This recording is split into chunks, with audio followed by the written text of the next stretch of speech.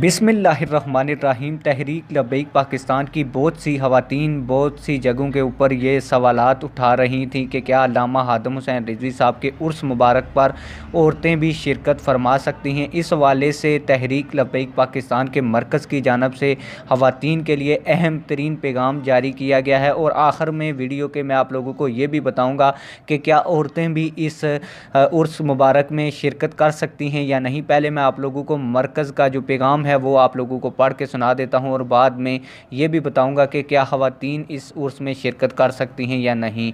अमीरुल मुजाहिदीन अल्लामा हादम हुसैन रिजवी साहब के उर्स मुबारक पर जो ख़वातीन व हज़रात कलाम पाक का तोहफ़ा यानी कि कुरान पाक का तोहफ़ा या दरूद पाक का तोहफ़ा देना चाहते हैं तो वो तमाम लोग जमा करके तहरीक लब्बैक पाकिस्तान के मरकज़ का नंबर भी आप लोगों को स्क्रीन के ऊपर नज़र आ रहा होगा, इसके ऊपर रब्ता करके आप लोग अपना पढ़ा हुआ कलाम कुरान पाक दरूद पाक वहाँ पे जमा करवा सकते हैं और इस तरह ख़वातीन इस उर्स मुबारक में शिरकत कर सकती हैं।